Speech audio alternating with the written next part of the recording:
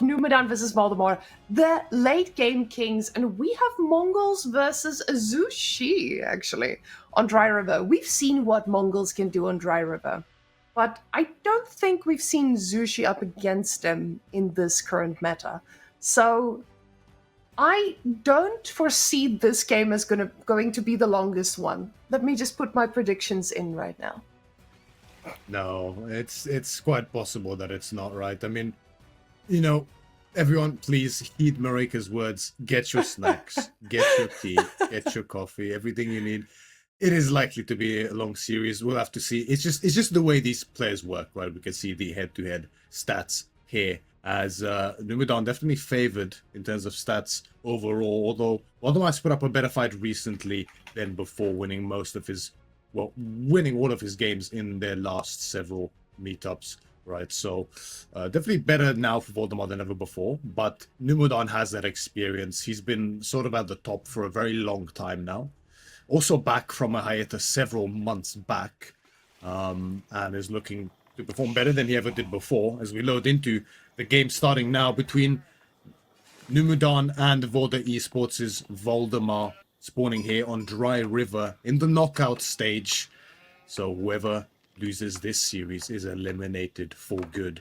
Valdemar in the north side of the map in the color yellow as the Mongols, facing Numudan in the color red as the Jushi's legacy. As we mentioned, the playstyles of these players tends to favor the late game in most situations, which can often lead to longer games than you otherwise would be. Both players pride themselves very much on their macro and the ability to handle those larger economies, and they do so quite well, I do have to say. We'll see how much they do so, but the dynamic here is quite clear, isn't it, Marika? I mean, there's one thing Mongols do really well, don't they? And that's force you to make units, get the tempo going, and then they go Imperial to make your life even more difficult than it needs to be. The thing is, Numudan knows this. Numudan is a well-versed enjoyer of these types of civilizations. Now, Valdemar is going for his water because with that economy, you also need a little bit of a boost of food. And looking at that Mongol spawn, I would say both of these guys got a pretty demon spawn, but the wood line and the gold for Mongols does make it a little bit safer because that TC does move into a safe position. But with that backwards spawn on Numudan's side with the gold, he is in a pretty decent spot to keep that safe, especially because the wood line is close. The problem is just Mangadai, they don't really care about how close your gold is to your wood line. You're going to need to invest into it. And every investment that you make, they capitalize on, because that just allows them to be greedier and greedier. You can see the interesting notion about Valdemar's spawn here. He has actually one of the most ridiculously good Mongol spawns I have ever seen, but he just was short of scouting that stone before placing his Uvu. Otherwise, I'm sure that's something he regrets a little bit now, but I have noticed this quite often. I feel like Valdemar often has some pretty incredibly good spawns. Not only watching his games, but also sometimes facing him for sure. It reminds me a bit of Marine Lord in that regard. However, Meditation Guns is on the way now for Numudan on the berries, the stone, and I think that's actually it. Doesn't seem like there's much of wood coming under there outside of the straggler trees. I don't think any of the woodland is actually in range. Yeah, it's just one straggler tree, so one of the most conservative Meditation Guns we've seen for a while. But this matchup should be interesting. So Mongols, as you mentioned, Marika, are notorious for that Imperial timing with the Kargana Palace. However, that did get shaved just a little bit in our latest patch, whereas Jushi, I think they were left virtually untouched, if I'm not mistaken. And Jushi, similarly with something like China, or Rus for that matter, they can do a very, very brutal Castle Age all-in, courtesy of those there, even Feudal, if they so choose. So I feel like in that case, Jushi should be favored here, and actually Numudan, it is going to be a dog play instead of the deer. Now, getting out here on the water is probably going to help him immensely to keep up with producing and trying to shut down that aggression we do see from the Mongols. Now, with Valdemar going into a pretty standard age up, I'm going to assume there is just response from Numudan. He knows what's coming. He knows exactly what he needs to prepare himself for. But unfortunately, I don't know if there's anything in the arsenal of Zushi that can respond to it. Now, we do see that he is investing on 4 fishing boats there on the water, on Valdemar on that side. And that usually allows you to overfish pretty quickly, but it also gives you that boost that you need. Because that's the thing. Usually people go for around 3 fishing ships on these little ponds, I guess.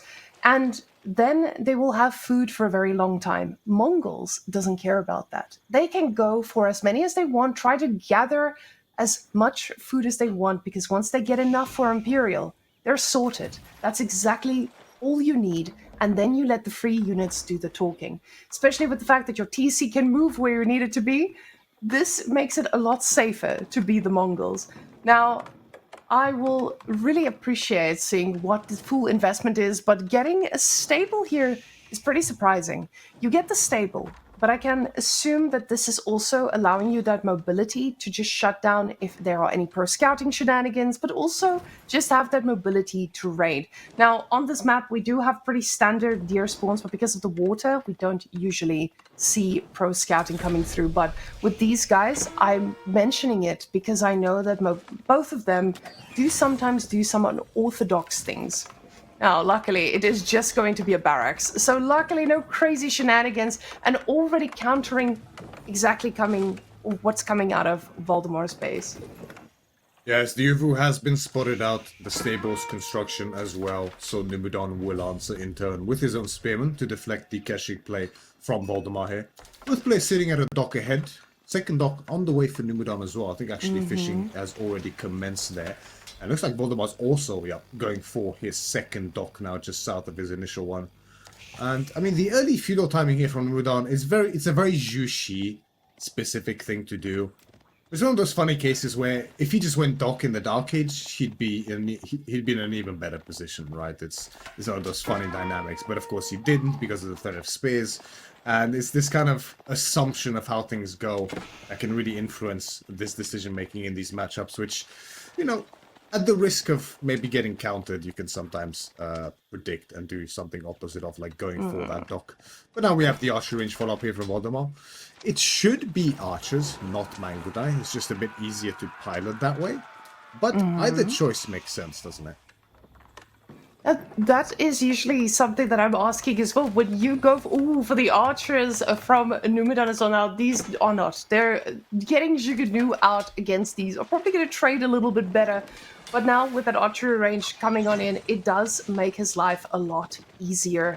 So he can easily respond to what Valdemar is doing. And we know that Jugunu, they fare pretty well against the said archers. But we'll see if he goes for the normal archer, as Myriad is called, and that is why we know Myriad is a Chad in this game. Now, with both of them being on double fishing, we're starting to see that little bit of aggression coming on through, and this wall is so important. Remember what I said about those Mangudai being so volatile? Or, well, Keshiks, they do the same thing. And getting that wall so far out is ensuring that he has a pretty safe spot to either re-wall when they do break through, or just get his units into a spot where he can respond. But they're coming in quick, and that wall needs to finish just as fast. Yeah, you're left in a bit of a tricky position here as Numudan. Now, technically speaking, your economy is stronger. Technically, your army is also stronger. But the mobility is something that can never be underestimated, as we see. Quadruple Keshik really making its mark here. The spears fall so quickly. A third one is here as well, which will also fall. In these small skirmishes, this healing is so effective from these Keshiks. A fourth spear will fall, and not even one Keshik has fallen yet. One will maybe go down, just barely, for the price of 4 spears. I mean, you're happy with that trade if you're Valdemar, as he re-engages again. And you can see the strength of these Keshiks in these early small skirmishes. Such great value gained by Valdemar there. This is what we're talking about, right? The mobility in these instances can really offset an economic or an army advantage. We have seen Lucifron, especially in the Kiliade series, expertly showcase that to be the case. Because when mobility is used to its maximal effect, honestly, it is king in AoE4. And the fact that Numudan is actually going for a military ship on the water makes this so much safer for him because of this pressure that comes on out. Yeah, that poor man is blocked for a while, and the archers almost took advantage of that. And that is just because he had to respond. You saw how he was supervising those barracks to ensure that the spearmen are coming out at the speed of light. These villagers, though, they are ready for more food. Valdemar, he's a hungry man and he needs to go get those berries. The thing is, he's out on the map now. And this opens up to what we saw in our previous series as well, where if you can split your army and keep the pressure up even when they are being aggressive, this can quickly snowball. But now we see Valdemar, he's not looking at slowing down. Instantly charging in, villagers will make their way safely into the tower, and these guys need to realize they're going to be stuck back here. They do realize running around the same way they came, and no villagers were harmed in that raid. But now we have a military ship on the water, which means Numudan is not easily going to get shut down. Now, he's also floating a little bit of food, so trying to spend everything on getting those spears out against these knights, but the archer count from Valdemar is starting to ramp up. And as this archer count climbs, the composition strengthens for Valdemar as well. Numudan, on the other hand, with the Zuganus and the spearmen, as we mentioned, this should be favored, technically speaking, from a compositional perspective here for Numudan. His army in a direct engagement should win out. The DPS from the Zuganu is just too much for even these Keshiks and archers to withstand. However, that is not Valdemar's game plan. Raiding is the game plan, as we see one villager fall to him at this point in time, close to that meditation gardens. Dock attempt is going to be attempted once again by Numudan onto this northern pond here from his base. And the more of these ponds he gets, he has access to more of them, right, with the way the map is split. Valdemar can't really contest any of these ponds from his position, but this is a big investment here for Numudan to make, right? And you can see the food income is really, really paying off. He already has pretty close to enough for Castle Age, just shy with the gold now. And Valdemar is going to look for a timing here to try to push across and contest, but he has to be so careful, because if you do take a pitched fight against this composition, it's not a great spot to be in. And right now, Undermesh is coming in for Numudan as well, but the Zuganu aren't quite at the count they need to be at. Oh, and that micro from Valdemar just sniping the spears, moving back. Absolute masterwork here, taking amazing engagements. He does knock a few of those archers down, but most of that trade went into Valdemar's favor. Right now, Numudan, that army of his is quite scary against what Valdemar has to offer, but Valdemar is so careful not to overcommit. And I love the fact that the first ship on that lake is going to be a military one. He realizes, I cannot just be greedy and fish on this bad boy. I need to get a ship. Now, of course, he's got a lot of food, so he probably also does not need to invest in that too soon. But ensuring that that lake is going to be secure is pretty important. This one is a little bit under siege. Zuganu now, they are doing quite a bit of damage. +1 really showing its power, but both of these guys got their upgrades because they respect the damage that can come out of this. Valdemar also going for his third dock, and this is the first time we see Mongols playing a proper feudal game. What a treat. I know, it's becoming such a rarity nowadays, but it makes sense that they kind of pushed into this direction by the recent buffs and reworks. It makes a lot of sense, right? The Karganet nerf, the boost on the shave of the cost on the Uvu specific technologies related to the signal arrow, very useful, as well as the torch damage, of course. As another little find by Valdemar, scouts the dock going up on the southern pond, which actually Valdemar sneaked himself on there with the dock. Nicely played there, under Numudan's nose for that matter. And Numudan is on the way up, right? Mantle Academy about to finish. The veteran upgrades are going to do tremendous work here for him. The Zuganu are going to start shredding through those Keshiks once the upgrade is through. Valdemar not far behind, however. He's going to look for a raid here as well, and recognizes the fact that Numudan is not pushing him, so Castle Age is only natural. And is Valdemar actually going for Kurutai here? I was going to say, what is that? Is this? Did we time travel? Are we 1 year behind? Because I haven't seen that landmark in years. But those Zuganu are a little bit out of position. The Keshiks do get a good charge off, but they do not suffer any losses. So guys, the reason I'm asking these questions is because we've been seeing the step readout for so long, because Mongols, they just get that extra bit of gold if they do go for the step. And the Kurutai has always been a very aggressive landmark. This is already telling us exactly what Valdemar is planning. This is going to be a very aggressive game. Demo ship play does get denied, but Valdemar is playing this clean 2023-2024 Mongol game, and I am excited for it. Yeah, this is pretty classic Mongols here, right? The only thing we're missing is that trade scaling, and that does have me a little bit worried for Valdemar the longer this game goes, right? He has no scaling behind this for himself. Now, Numudan doesn't really have much either, but he does have those officials, now boosted by the Mantle Academy, and additional fishing compared to Valdemar as well. And frankly, just a stronger composition too. The only thing missing here for Numudan is finding a way to leverage his composition on the other side of the map and really push Valdemar.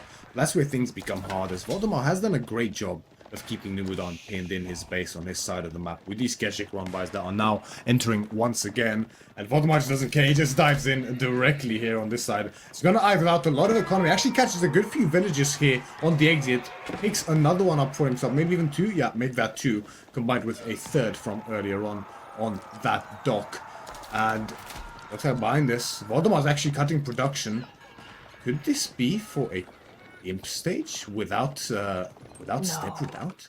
No, he's just getting Valdemar. upgrades, yeah. Okay, I was about to say he's No way. reinventing the wheel here.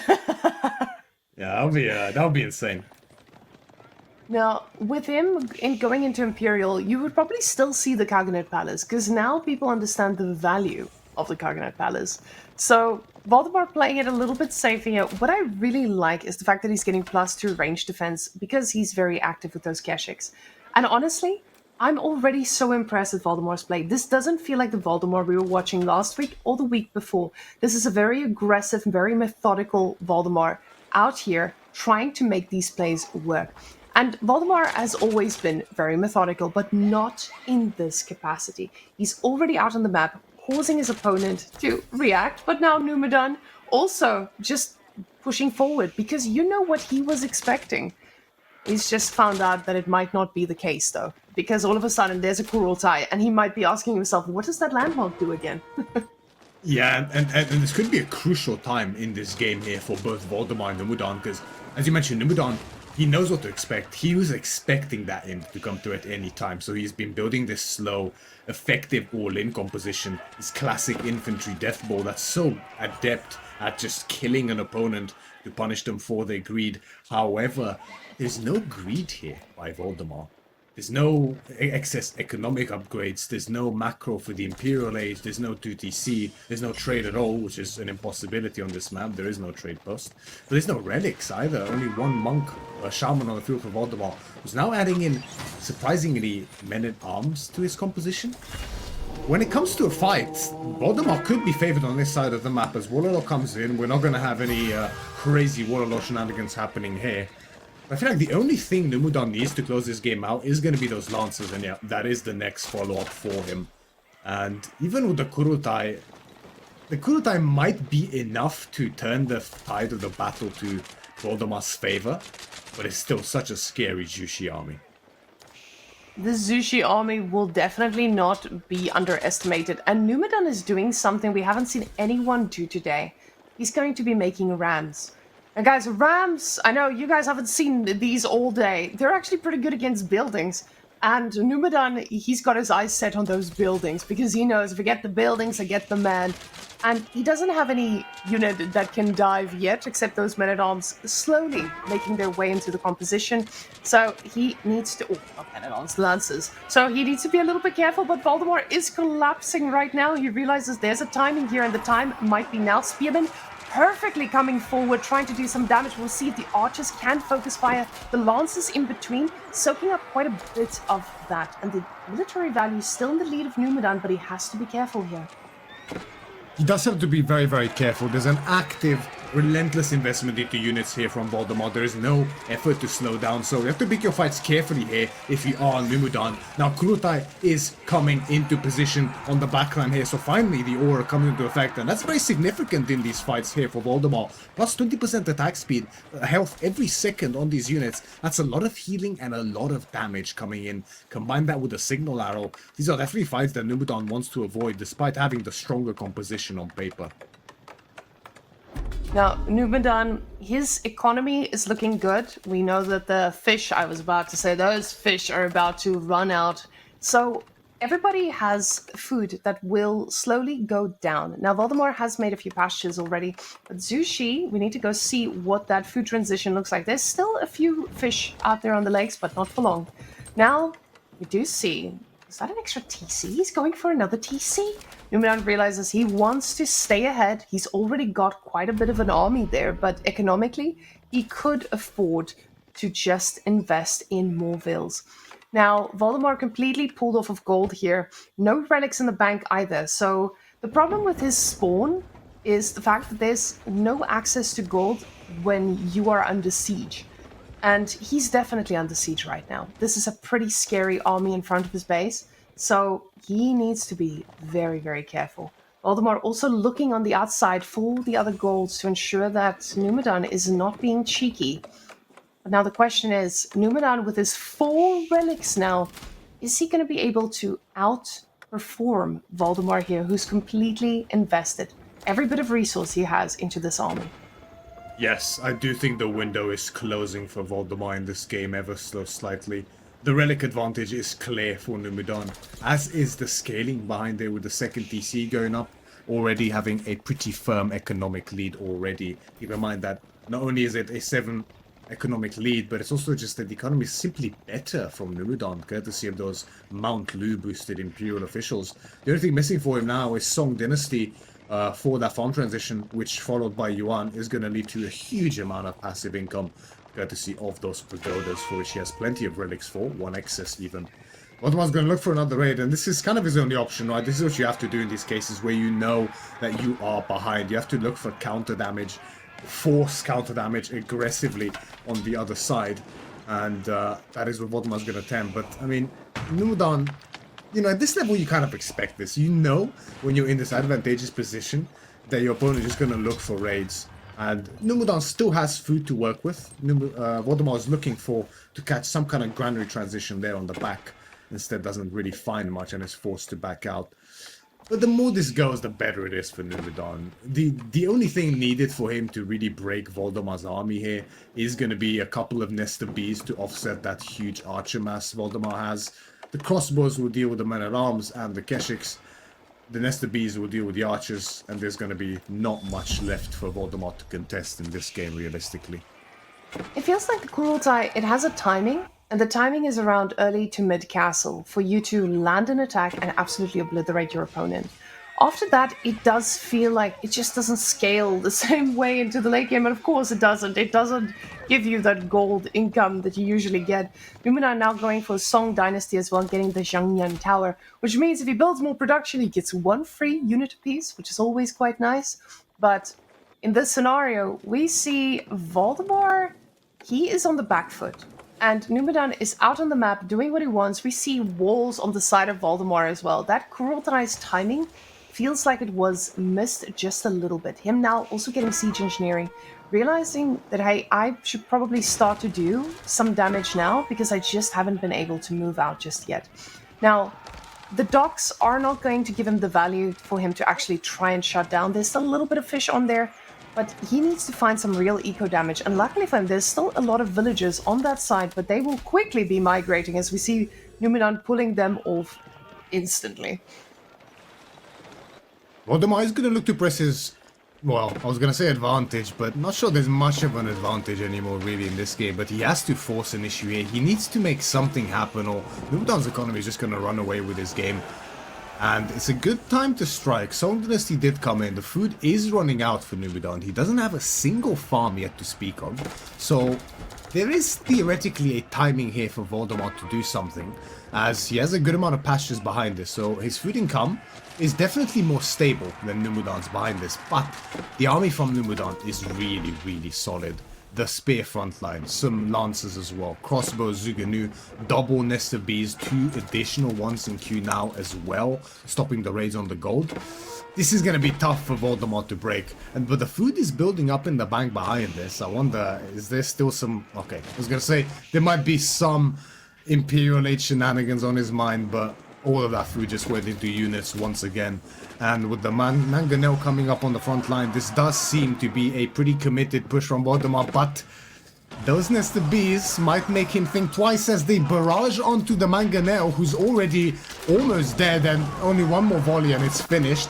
But the Nest of Bees did retarget. They just need to kill the Mangonel. Yeah, it's gonna fall to the barrage. Actually, only one barrage went off. Now the second one comes through. It should fall. Actually, most of the rockets miss again. They weren't targeted directly on the Mangonel. Behind this, the front lines connect. There's not much of a front line for Valdemar, however. The men-at-arms get melted by the crossbows, and this push is dead on arrival. Now, Myriad, you almost cursed poor Numudan for this whole game by just calling out that Mangonel was gonna go down. That guy, he survived the whole fight, but just not enough damage coming out. The Nest of Bees doing work onto that back line as well, with them surrounding the Mangonel. Lances now coming on through, just slicing through everything that's left. And Valdemar realizes, I've missed my timing. But ladies and gentlemen, Valdemar knows what Mongols is made out of, and this civilization is not one-dimensional anymore. He's gonna go for the Coconut Palace, and honestly, I don't think it's over for him. He doesn't have towers, he doesn't have a lot of stone, but he's got enough to reinforce some of these towers that he now needs to build. So there is a timing, and the thing is, usually with these types of pushes, usually with the Coconut Palace, you have the ability to survive because your opponent's army isn't large and they cannot dive you. But Numudan, he's got quite a bit of army on his side, though. He might be able to dive this.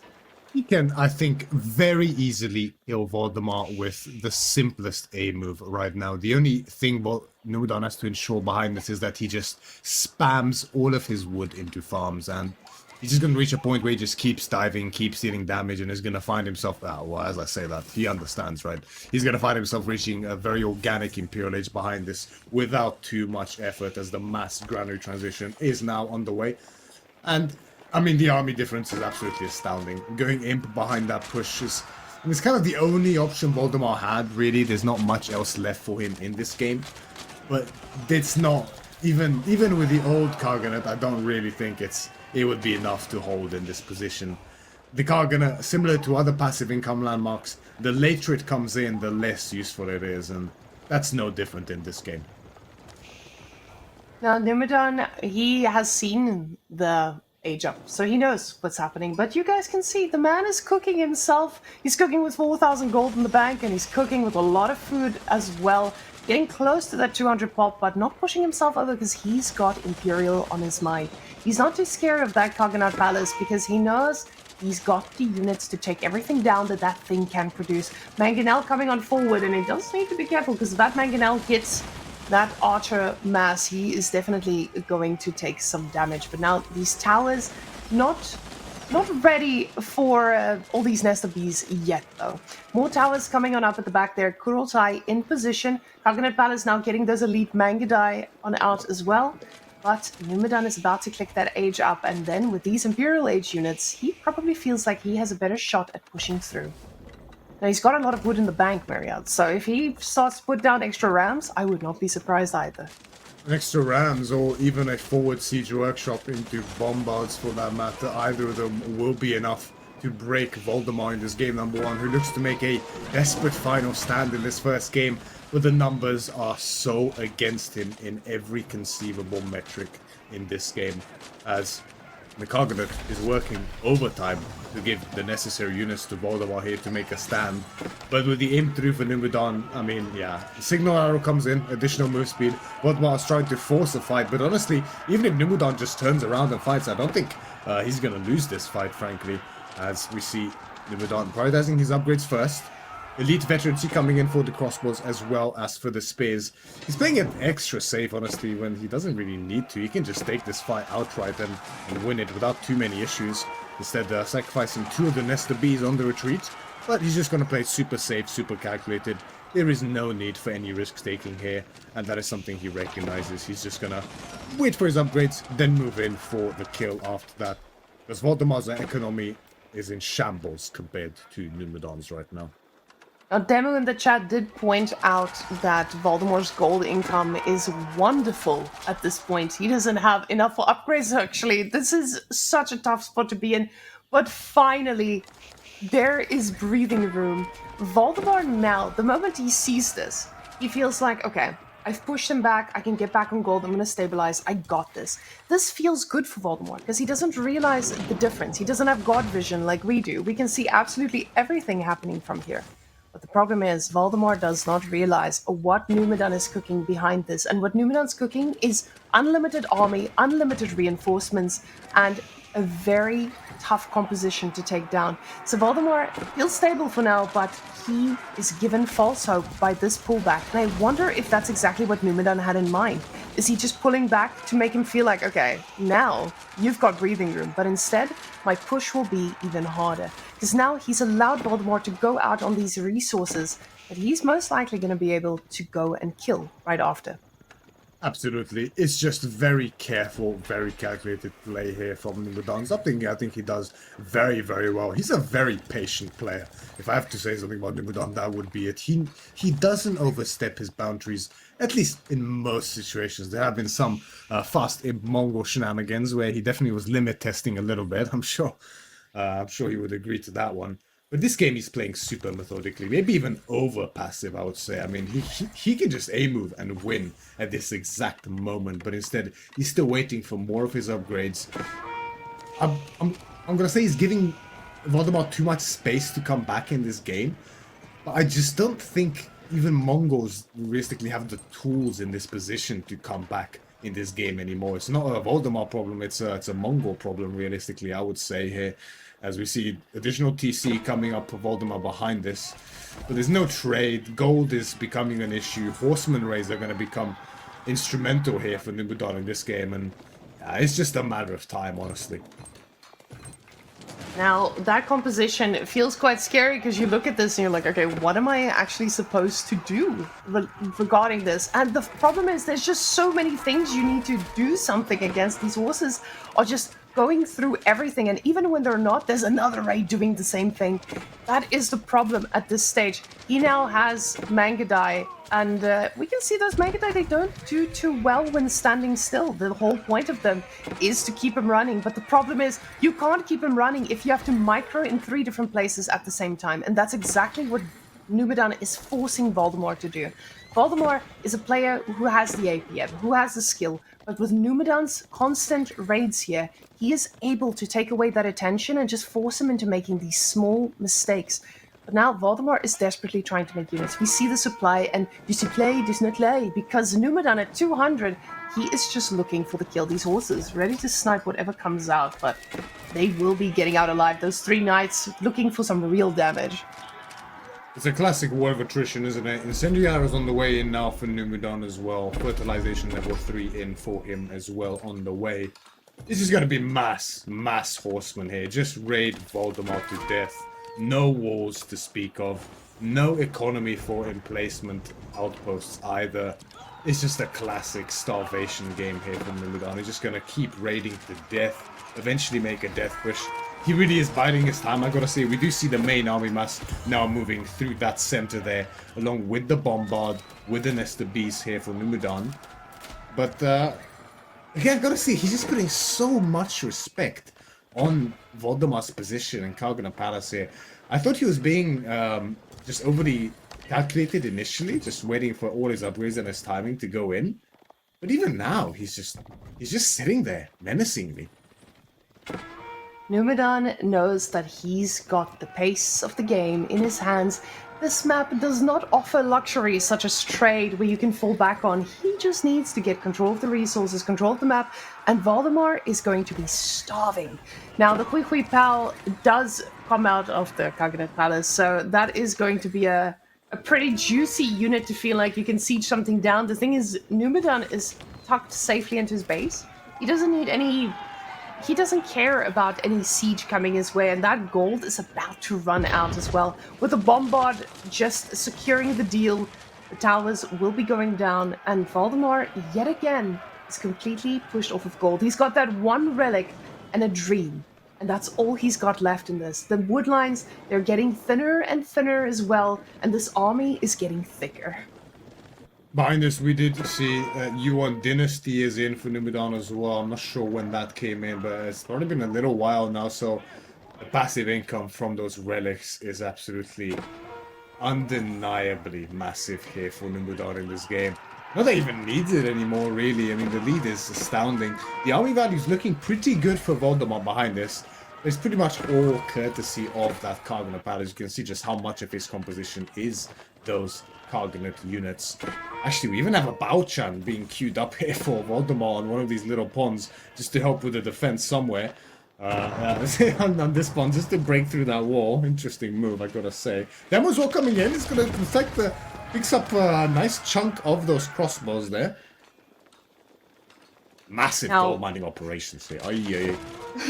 It's a massive gold mining operation that did not get any permits, he says. He's going to be taking down everyone who's complicit in touching that big gold. Horses to seal the deal. Valdemar, we see he's being overwhelmed right now. There are red dots all around the map. Red dots that you needed to see if there is any attack coming. But the problem is, there is every attack coming. They're attacking on every front. It feels like we're watching a historical battle between Sweden and Denmark. And right now, Sweden is reigning supreme. Exactly, there's not much left for Valdemar here to speak of in this game. He's gonna make a last desperate stand on his gold, his last big gold here in this game that he desperately needs to keep staying a while longer in this match here in game number 1. As Numudan is just on all sides, on every angle. As you mentioned, Marika, red dots everywhere, in front of Valdemar's base, on the side of Valdemar's base, behind Valdemar's base. There's just units everywhere from Numudan. The economic count is worse than it has ever been in this game, severely favoring Numudan at this point in time. And you can see the remass from Valdemar is just not there. Numudan staying firmly 200 out of 200 and is looking to finally break Valdemar.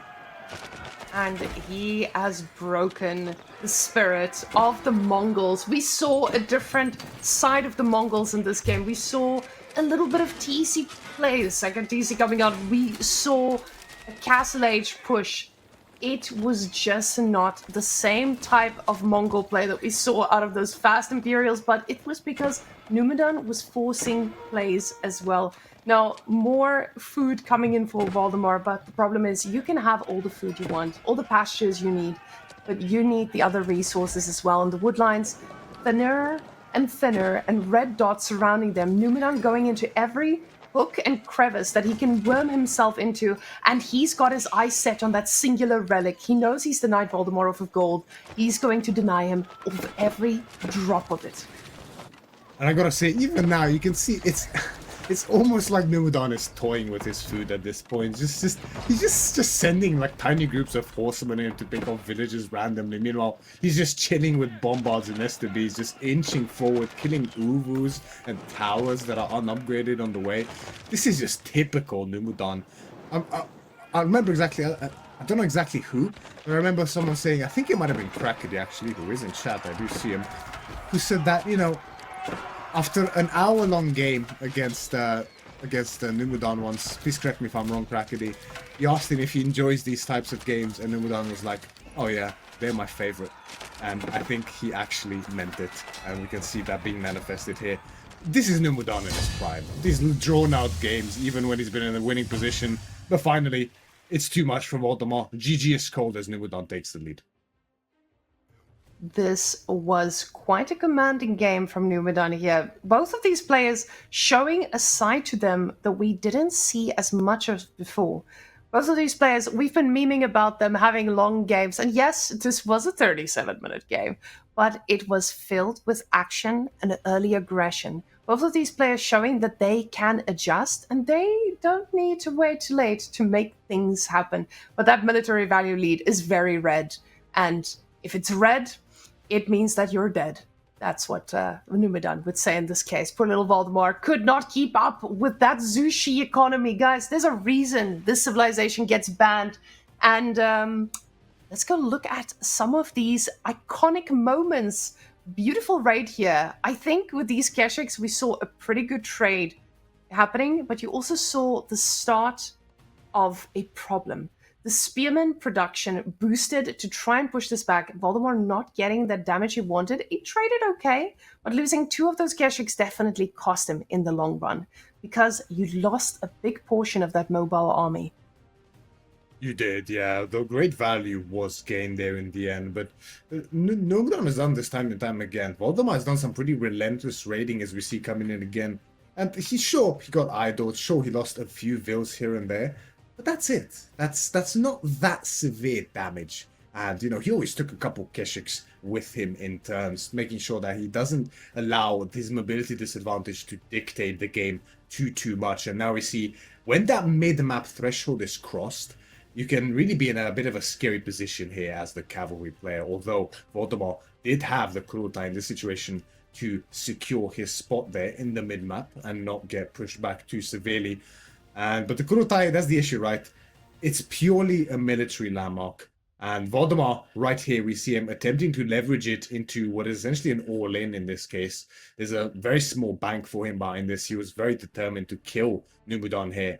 But it's too little, too late. The Nest of Bees, the full Spearman Zuganu combination here. Very powerful composition from Jushi and China alike. So hard to break.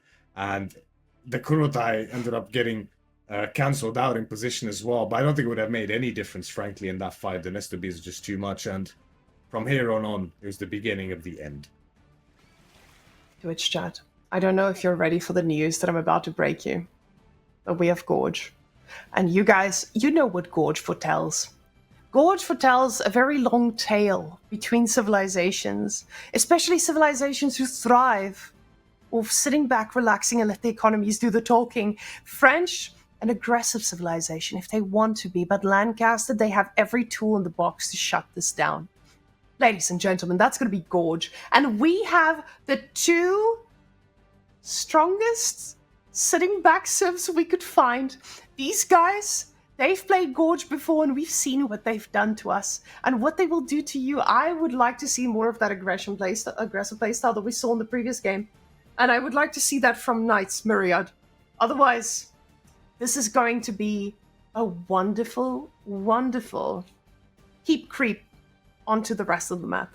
But honestly, I'm excited for it. I really want to see what Valdemar does with the Lancaster. As we know, there are nerfs that hit them pretty hard.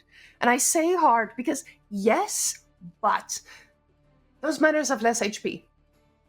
I don't know if that was the problem for most of it. And a lot of these players haven't had the opportunity to practice for this. So where do we land now that Lancaster has had a few nerfs, but French is still French?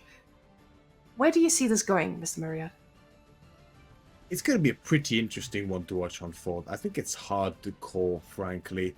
Yeah, honestly, it's a very similar situation to the Mali French game that we saw earlier, right? I think Lancaster functions in a lot of similar ways. They have those manners which can substitute for cow boom, right? You just keep adding them tremendously and eventually the economy kind of explodes, right? I don't think it's as drastic as the cow boom in terms of the explosive effect of the economy, but it is steadier throughout the game. It also gives you wood, so it's a little bit more adaptive than cow boom. So those dynamics are slightly different, but I think the mashup might go very similarly, right? I do wonder whether we'll see a Dark Age opening here from the House of Lancaster specifically, as that's been very popular for day pushing in the past, but of course that is pretty much history at this point in time. And there's still a lot of value to be gained if you do deny that gold from the French. Surely denying those scouts or delaying it is pretty good value, no? Oh, do I want to see a Dark Age barracks from Lancaster? Oh my gosh, Myriad. Now I'm just getting excited about aggressive plays. But ladies and gents, we are rolling on in to game number 2. Let's see if it's going to be Denmark or Sverige. We'll find out soon. There we go. Oh, no, never mind. We're still staring at each other. Wonderful. Oh, I don't mind Ladies, that, right? we've got a barracks. Guys, Valdemar in the yellow. He's not going to let it mellow. He's making a barracks. This is going to mean some Dark Age shenanigans, and I'm ready for it. Numudan, on the other hand, let's see if he is ready for that. Because now you have a choice, right? Numudan on French, he can go for all the gold he needs in the early game, try to shut it down with archers, but this is still pretty scary. Yeah, exactly. It's definitely scary. I mean, Lancaster, they have so many great tools available for them with those manners. The economy becomes so smooth. So, you know, getting off to a great start with these spears, it's nice to enable that even further. But French can never be underestimated, because when they do regain that gold access, the knights are going to be coming, the raids are going to be starting, and they can be pretty rough for Valdemar. If he gets locked into an excessively long feudal age and starts taking damage, that can be quite rough against the French with full map control, even if you are House of Lancaster. But they have been newly nerfed, haven't they? And the spears are in position. Harassment is going to start on the gold mine. Question is, will there be a tower? Although I tempted to say I don't think so already, as there's no more additional spears in production. And I don't see a villager making their way across the map either. But it could be good value. Now, what I expect to see from this is a pretty solid follow-up, because Numudan is a guy who's dealt with aggression. He is a master of delay and turtle when he needs to be. He's a master of adaptation. And I'm really excited to see what this actually will look like when he responds to it. But Valdemar did not overinvest, and I really like this about it. So Valdemar, he got the 3 spears. He knew exactly how much he needed to actually do some damage here and stopped going for his own age up. Now, my big question is, how many manners are we going to be seeing coming out of this? Because, of course, you've shut down French a bit, but you now open up a whole range of possibility just for yourself. Do you now go and just get as many manners as you want? Or are you going to keep this pressure up? So, Numudan, though, he's not going to make any knights. There might be a few horses coming on out, but against spears, that's not your optimal comp either. So you see, he's already focusing on getting all the wood he needs, because he knows we're going to need to go get some archers, and we're going to need them pretty soon. Yeah, he definitely will. There's no gold mining without archers against these spears. That's for damn sure. As Lancaster Castle is going to be coming up for Valdemar on the other side. And the question of manners is interesting, because there's a few approaches you can take here if you are Valdemar in this case. You can go for 6 manners and look to play that feudal age. You can't exactly go castle behind 3 manners. You're definitely going to die. But with some manners, with 6 manners, I think you can get away with that and mount the defense pretty comfortably if you macro effectively here in this early game. The knights will block those initial, any sort of cavalry play, so that gives you additional space. And not the knights, the spears, sorry. You see Stone Gathering now on the way for him. On the other hand, you could maybe even try something like a 3 mana fast castle potentially, or even a no mana fast castle with a white tower. But that can be very risky, and I think there's little value up against the French. I think if you want to go fast castle like that, normally it's better to do with those, with the white tower to leverage it into an Earl's Guard timing. But against knights, that's not the most effective idea for sure. So, and you know, fast castle with King's College, although in theory it sounds good to contest the knights with your own knights, the economy might be tough on 0 or only 3 manners. Now, getting onto 3 manners into Fast Castle, we've seen a lot of people make some pretty cool plays out of it. Now, the thing is, I don't feel like Valdemar is the kind of guy who would pull such a thing. I know that I remember watching a game that he was playing against someone who actually took a game off of him with this, who went Fast Castle Lancaster. And he was completely unprepared. Unfortunately, he's playing against a civilization that has an answer to that, and that is French. French has an answer to that Fast Castle Lancaster, because your knights actually deal pretty well with the Earl's Guards. But now we can see the archer numbers were enough to push him back, so now the gold access is back online, and Valdemar is just using this time to get himself back ahead. He's got the damage, but now he gets to decide how much he goes deep into this. Now, a few of the villagers were on gold there. We see a few more going on to stone now, all of a sudden. And getting this much stone, this can either be, I just want to get all the stone I need, or I need a lot of stone. I'm going to just get all the boys together and get this over and done with. Yeah, we're about to find out, right? It's either for that 200 additional stone. Yeah, there it is, right? It fully pulls off. So he has a stone needed for the triple mana, and he's going to be somewhat content with that as the aggression comes through pretty quickly from Numudan behind this, who now has pro scouts on the way as well. Investing actually into 3 additional scouts before even queuing up the technology. Definitely, it's just a little bit suboptimal there for him, but he has the space to take them anyway. The spears are going to be a little bit annoying here for sure. Numudan might want to snipe them out with the archers all around the map. But the question I'm particularly curious of is going to be the potential of those Osgard up against knights, because sure, men-at-arms, even in the castle age, do struggle against those feudal age royal knights if the mask is there from the knights. But out of every single men-at-arm variant in the game, I think Osgard should technically be the best ones against them, right? Especially from one age ahead. I mean, I haven't seen that interaction happen before, but that dagger throw is... It does a lot of damage, Mareka, so I feel like with kiting, maybe they can do quite a bit of work.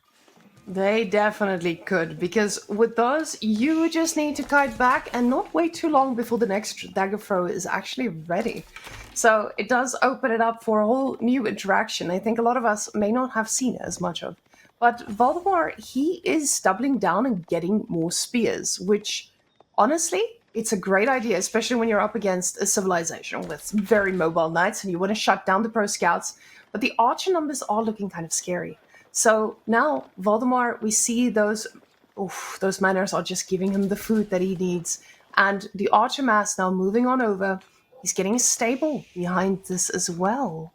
And that's pretty interesting, because does this mean he goes for the King's College? Usually, if you do see your stables this early, oh, he goes for Hobbelars instead. Yeah. So Hobbelars have not had a lot of screen time either. There's a very interesting interaction here. Like with the Hobbelars, you do great against archers, but you do not want to face tank into a knight. Those things, they melt like butter on a hot knife. But also with enough stables, you do have the idea that maybe if I go King's College and I get that upgrade where I just do better against knights with armored units upgrades that come on in. I can't believe, what was it called? Collar of Esses? That's right, the Collar of Esses, yeah. Additional +5 damage against all heavy units from Lancaster cavalry, knights specifically. So, very potent upgrade. It used to be +6, now brought down to +5, but it's still huge, right? It's a lot of extra damage and gives them some of the best knights in the game in that castle age, without a doubt. However, not better than French knights, I would say, even without the bloodlines. The additional damage is negated by the additional damage from the French knights from their charge bonus, as well as their additional healing, of course, coming from chivalry. Valdemar is going for a classic here, right? It's going to be the 3 mana into mass melee defense, a tried and true tested strategy up against these knight civilizations. French especially is known to be on the receiving end of this in almost all their matchups. It's just very effective, right? It's so much easier to micro this composition than it is for the French to micro. So if you're able to swell enough numbers, which with a super fast unit like the Hobbelar makes it even easier, or for HRE with the fast spears, it would be another good place to do it. French can find themselves struggling if they don't pick their timing effectively, and it kind of locks them onto their side of the map until they get a good enough mass to push across the map. But these Hobbelars, like you mentioned, they are best in Castle Age when they have access to the hill training from the King's College. That's not the case now, we're in Feudal Age. And they're also freshly coming in off the back of a small nerf. That's true. And I think, oh my gosh, I just saw the number of Hobbelars behind us, and I'm kind of a little worried about that archer composition here from Numudan and him going for the guild hall right now, Myriad. This spells that he is not going to be investing in too many knights. Now, the knights do find a pretty good connection here. They do get their first villager of the game, and this feels good, but keep in mind, those knights took a lot of damage now. And they do not have chivalry that you can just run around, take damage, and go on with your day. You need to be careful, because once these Hobbelars actually do connect, they're fast, they're slippery, and they don't do good in a melee fight, but you actually need to have units to kill them. And right now, that doesn't seem to be the case. We see a big yellow blob making its way towards the base, and those Hobbelars, they don't mind a little bit of TC fire, because they've got that extra bit of ranged armor. They really don't, and not only the extra ranged armor, but the additional move speed as well. The fastest horseman in the game outside of the Yuan Raiders, which are locked to the Imperial Age, of course, for Jushi's legacy, but Valdemar knows. He saw the knights in his base. He knows they have nothing at home except for archers, and now he discovers the age up as well. This is a critical timing here from Valdemar in this game. The knights are going to circle back around. This will be enough to push Valdemar's Hoblars back, or at least finish them off entirely. But behind this, Valdemar should be prepping his own engine, but it's instead reinvesting here, which I'm not sure is the right choice. I don't think you can actually kill here if you are Valdemar. I say that, however, but the archers, pretty much all of them died actually, so all these spears can just dive in unchecked, and this is a classic dive Damar coming in here in game number 2. This goes directly under the TC. This could actually be GG here for Numudan. This is classic here by Valdemar. He just finds this timing when Numudan is at his weakest after going for that age up. He spells Doom that dive from the Hovelars, taking out all of the archers. There's nothing to check these spears now. These are squishy units end of the day, and so many of the knights actually get trapped. Numudan has no food left to work with. His TC is idle. All of that there cannot be gathered from as Numudan looks to make a run for it. Valdemar keeps reinvesting. He's not slowing down at all, Mareka. Now those knights, they can get a pretty solid connection if they turn back here, get onto the Hovelars, and you can see the TC fire is focused on the spears because this is the only weakness, and Numudan knows this. He needs to get rid of the spears. The villagers are staying around the TC so that the TC can keep firing on these spears, because while it might look like he's done a lot of damage, guys, he's gotten a lot of idle time, but you see the little knights he has, he's using them, and that TC is taking down every single spear. Now, the Demi-Lancers have been called as well, but I want you to look at that villager kill count, and that's only 6. And when you're up against the French, that is not enough to shut them down. Yes, this was a pretty amazing push by Valdemar, but I feel like he overcommitted just a bit too much, and he did not get the return he needed. It's tough to say, isn't it? It's tough. It is. Like it's good damage for sure, right? 6 vills, even against French, it's not too bad. But you did lose so many units going for it. But then again, also caused, besides those vill kills, a lot of idle time, and you can see how much Numudan has suffered from that. His unit production is completely stagnant, and again he's getting dove now by the Demi-Lance as well. Valdemar, this is just all in Damar to the max right now. There is zero intention to go cast stage. This man has adapted his style. We can see it being manifested here firsthand. And this reinvestment, again, is not something you really expect here if you're involved, if you're in Numudan's position, because, I mean, this is so typical. This should never work in theory, but if you don't expect it, it will always work. That's the thing. These types of dives coming in like this, that is always the case. It should never work, but if you don't expect it, it will always work, as that is the value found here by Valdemar in this game. Additional double villager kills now. He went from 6 up to that 11, and I mean, Valdemar, with the manners, he can actually just keep going. And Numudan, I think we need to give him a name as well, because you guys have Kumidamar, you have, what is that, all in Damar, dive Damar, but Numudan, he's the Holdeman. A whole Mudan, because he's holding and he's hoping and he's making more archers to try and get through this, but Hovelars are joining the party again. Now the little bit of gold is going to get shut down, and they do take a victim along with them. All of a sudden, I do have hopes and dreams here for Numudan. I do still feel like if there's someone who can hold on and survive this, it might be Numudan, but at the same time, all in the Mar, he is looking strong enough. We just need to see if he finds a way to actually break this, because for now, he keeps just...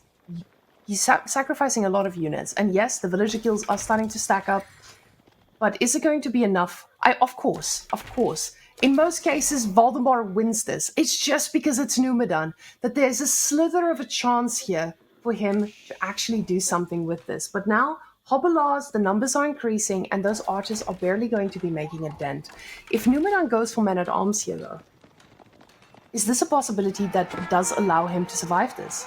It's something that I think would have definitely allowed him to survive, especially if he did it as preparation in anticipation of this dive here from Olindamar.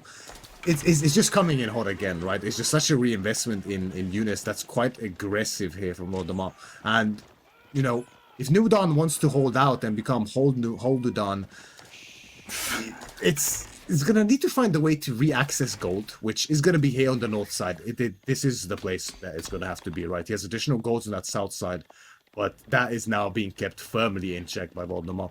So he might have some space to get some gold on this side. He does have the guild hall picking for him as well, but we can see Valdemar is slowly prepping for his age up behind this as well. And the thing is, what I think separates Numudan here from other players who would be under this type of siege, he is idling a lot of his villagers when these attacks do land, which is something that we saw a lot from Louis and CSO. They've mastered the art of being raided and still gathering resources. But Numudan's groups, they do tend to go to one spot and wait for the next engagement. And this is a slight bit of a weakness now that Valdemar can exploit. That means the idle time is actually starting to add up. But you see Numudan is quickly adding some more towers around that gold because he knows it's about to happen. He's got a scout here. They see what's about to happen. So he's going to need to make a decision. And the decision is to commit to these towers. He needs to try and keep this alive. These Hobblars are taking a fight against Castle Age Knights, and it's not going too well for them. But this also means he's pulled this army off of that gold, and Numudan could potentially make his way there too. Yeah, Valdemar has a lot here though. The flank comes in from around as the archers and knights are in firm position to defend, but the mass here is so great from Valdemar. However, he is dealing with a tech disadvantage for now as King's College is coming up behind all of this, but the idle time here is massive. This could spell doom for Numudan in this game number 2. There's just too many units. There's too many units here from Valdemar, fueled by the deer that Valdemar defended very well in the early game. He still has access to even now at this stage of the game, whereas Numudan is running dry at this point in time as the towers desperately focus down the archers, the yeomen, the spearmen as well. But is it enough? Those hobblars, they do so much work. They are relentless up against the archers, and the additional ranged armor combined with their speed makes them excellent in these types of fights compared to regular horsemen. And I think damage has been done. An additional 5 worker kills. This King's College, along with some knights, will really seal the deal. Now, the King's College is going to enable him to get all the upgrades he needs to handle late game French Knights if it so chooses to get there.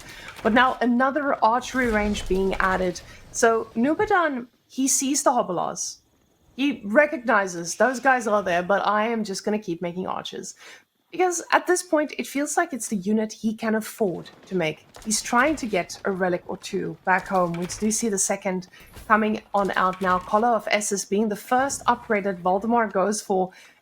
He ignores veterancy on any of his existing units and goes straight for the Collar of Esses. He recognizes this is something that I need to take down those knights.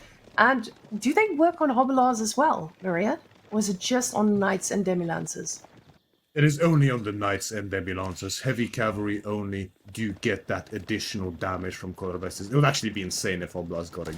That's crazy busted, Mareka. I love the idea, maybe for a more or something. But the hill training as well does affect the Hobblars, and the charge damage is nothing to laugh at. That's actually way more damage than the 5 against heavy, and that's against everything that they charge in. So that would be pretty good. Even after the nerf, it's still very potent here for Valdemar. But it's going to be mainly knights as the unit of choice here. Knights in combination with spears is definitely going to work wonders here against Numudan's competition, who is now looking for the space to gather up a keep, but beautiful surround by Valdemar. Doesn't jump too early, and look at that horrible trap. Even till he's the mining camp in an effort to re-trap them, but so many vills went down. Another 5. Valdemar just keeps finding dives to kill 5 vills at a time. It's kind of interesting, actually. With the idle time on the gold at the same time. Nice. Beautifully distracts Numudan's army on the south side with the Hobblars, then moves in this north position to pick up another 2 villager kills. So much damage done already. Valdemar just needs to keep building this mass. Maybe get a couple of the relics in, and he can really choke out Numudan. But the plan is very clear here for Numudan. He's really fortifying those golds. Guild Hall is ticking quite aggressively fast at this point in time. If Red Palace comes in, things can start to look quite different. This feels like a game that Valdemar is ahead in, right? He's ahead. He's got his manners. He's just living his best life as Lancaster, but at the same time, he's up against French that does pretty well if they are allowed to wait this thing out. Now he goes for the production buildings, which I think pretty smart move here because those things have been the cause of a lot of your worries, but he is looking for alternative damage, and you know this is the case. He cannot keep fighting into those in-place towers now onto the gold. He recognizes he's going to keep losing trades in all of this, and honestly, Numudan getting a little bit of a farm transition already.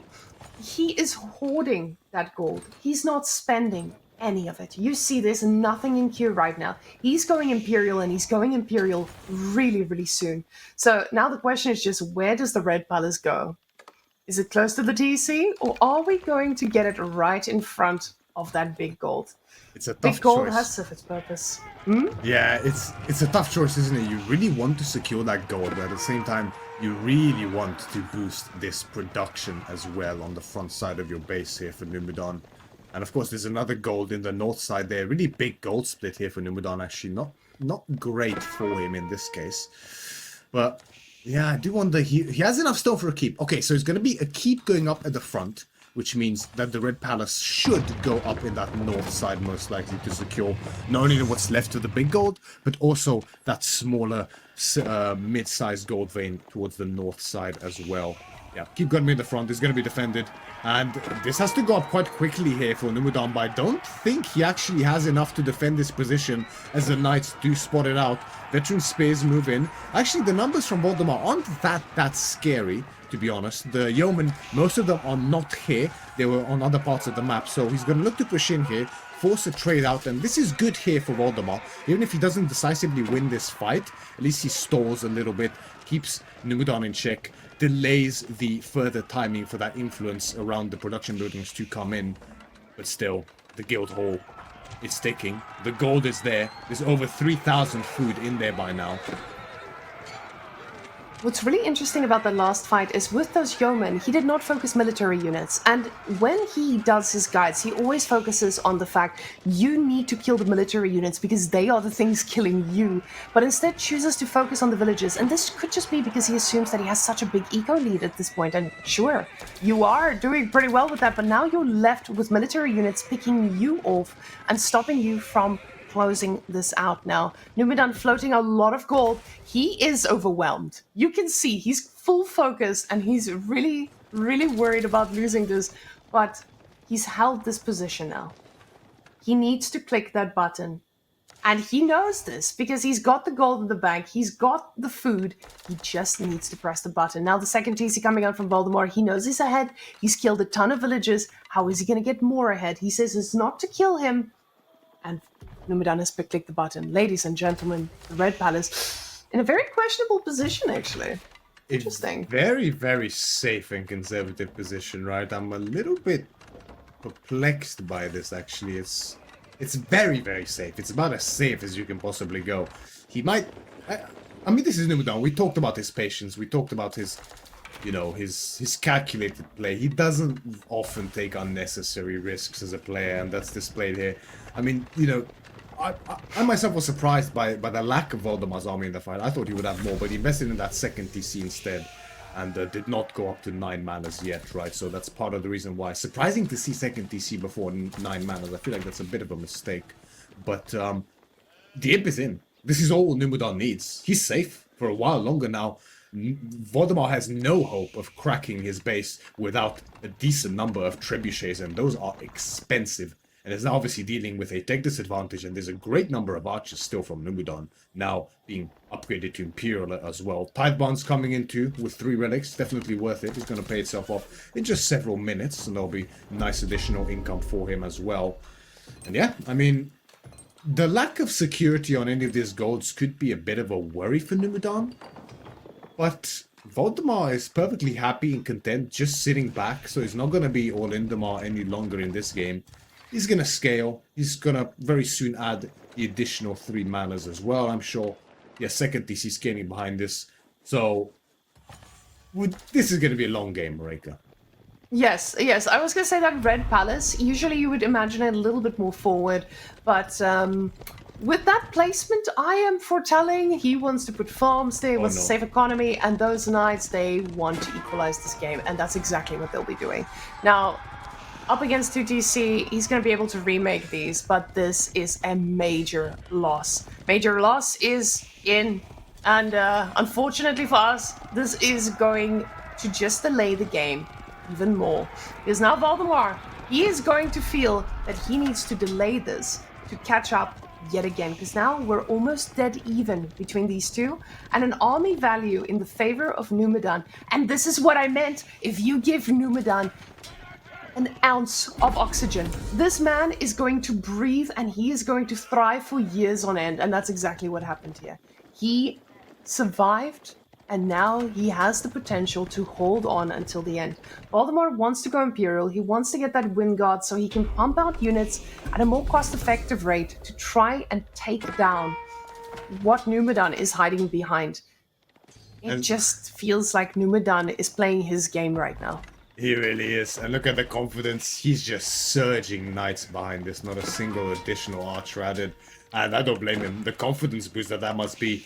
The greed from Valdemar getting severely punished. They're moving all those vills out. He was macroing for Imp, Mareka. He had one spear on the field. He was fully comfortable and set to go in behind this himself and get severely punished in turn due to lack of scouting on that side. And this can happen in the game. In like at this level, you overextend or not scout for just a moment, and suddenly you find yourself severely on the back foot as little night raids on the side. This is so painful for Valdemar in this position as he's clambering for an Imperial Age timing behind this. But in this position, I think you feel so good as a French. Not only did you just squeeze an imp there on the back foot, but now you have almost total map control behind this as well. And I mean, this army here from Valdemar doesn't beat these knights, I want to say right now. And the archers Remember are there that too. The collar of S's we were hyping about earlier? Those actually only work on knights themselves, and Valdemar had a lot of resources for knights, but now goes for the Wingard Palace. He's going to be able to get the Demi-Lancers, though. So maybe they will help the situation in terms of this knight number, because I was going to say Numudan, he's playing not the late game French comp yet. He's not switched to Horseman yet, but he doesn't need to, because Valdemar is not going for the unit that naturally counters these knights. He can't. He just cannot afford it.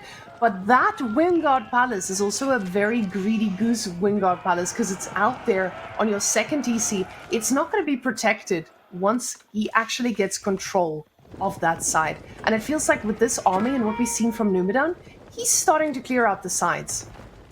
Yeah, he really is at this point in time, because the access of the map that Valdemar is able to cling to at this point in time is diminishing steadily, right? And you can see Numudan bold enough to just die directly under here, and there's nothing stopping him.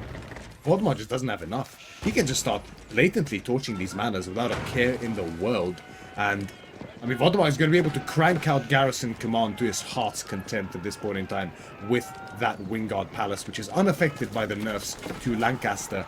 But the lack of mobility, the lack in tempo in upgrades, gold is becoming a big issue for Valdemar now as well. He cannot upgrade his yeoman, instead prioritizing the spears. Level 3 underrush coming as well, but the volley block is so bad. The yeomen are caught on the front side as the elite knight charge comes in from Numudan, looking to break Valdemar in this game number 2 here. Pretty much all the yeomen just perish straight away to the archers and the knights, and now the spears are next. Elite upgrade is still not through. Valdemar could not delay the fight any longer, brutally forced here by Numudan. Now Wingard is getting dire. Villagers on the run, TC on the fire as well, and he knows it. It's too much. It's too little, too late. GG is called. Numudan takes game number 2 and leads firmly in the set. I must say, Myriad, my bingo card was not landing on Gorge being our shortest game. So, Numudan, who is this guy and where did he get this aggressive streak in him? This was absolute master play by showing how behind you can be and quickly pushing back every small advantage you get the chance with.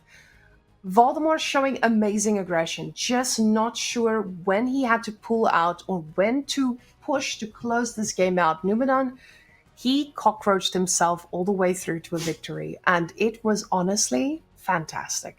You can see that economy count with every night raid it just became harder and harder for Valdemar to contest it.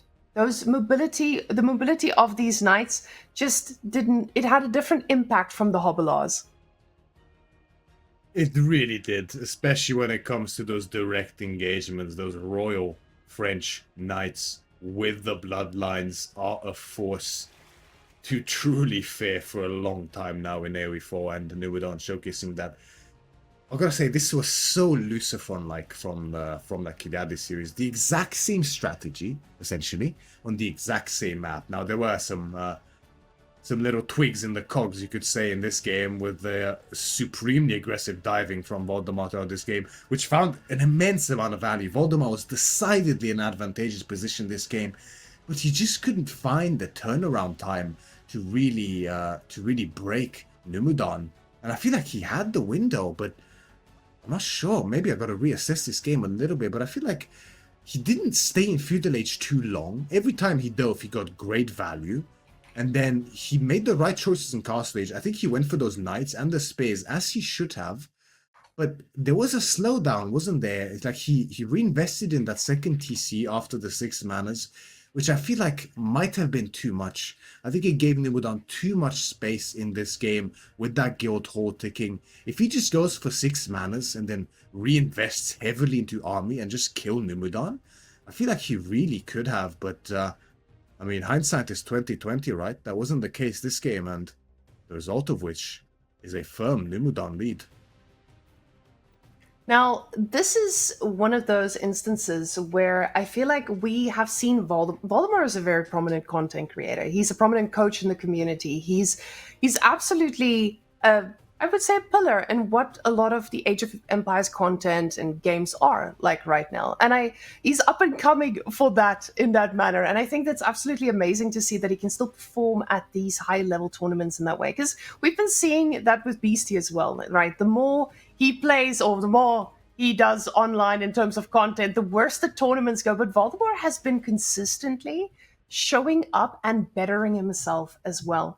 So I think there's usually this balance between, okay, this person, they make guides, they tell us what we're supposed to do. Why aren't they doing that perfectly in a tournament? And it's most likely not because of just them. It's because of the opponent just making it so much harder. Valdemar was sitting there. I'm telling you, he's just sitting there thinking, okay, I need to find a way to end it. But at the same time, he has to think about that one night that's making things work. He has to think about the micro that goes into it.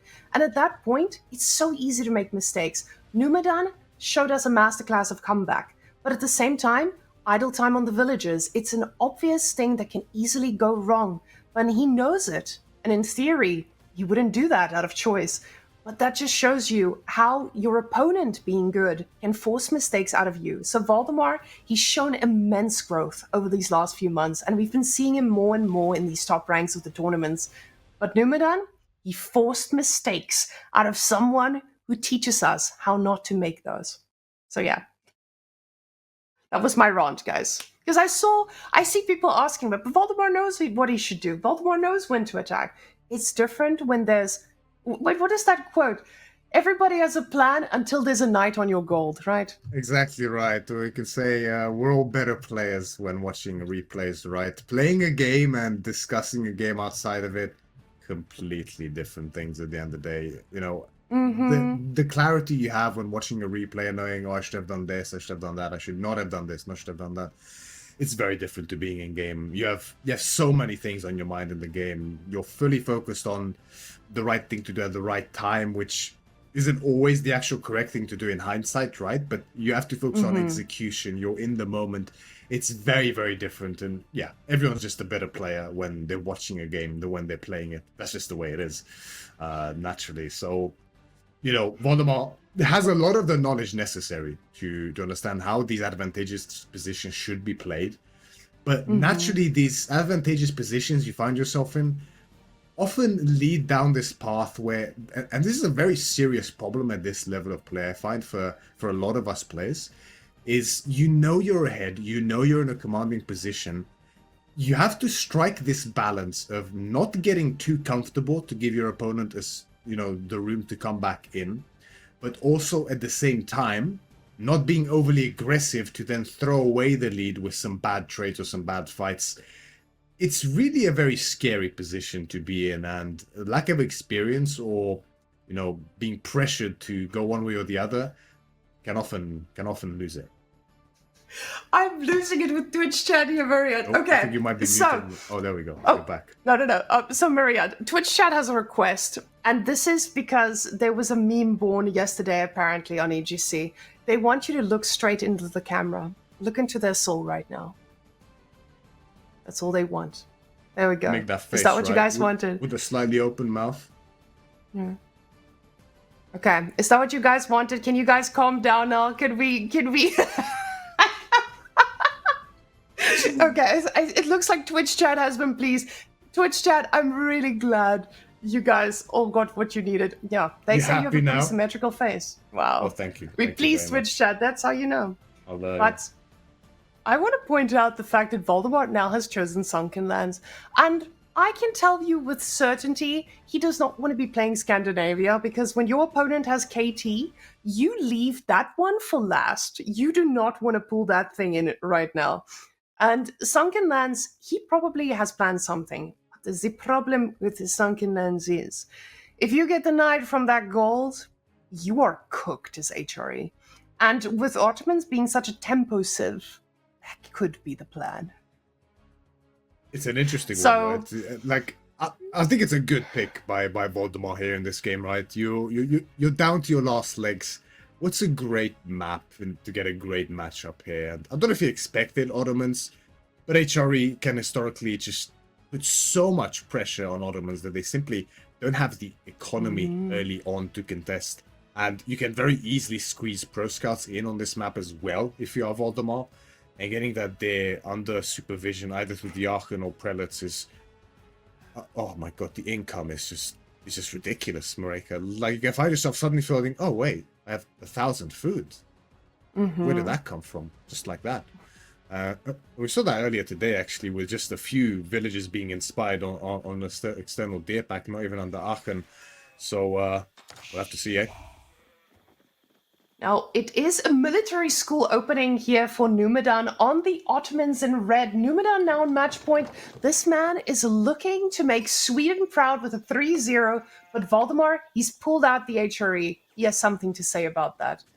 That is a pretty tough spawn there for the Arcane Chapel. I'm trying to find a good placement for it, but you're going to have to go forward to get the true value out of that bad boy.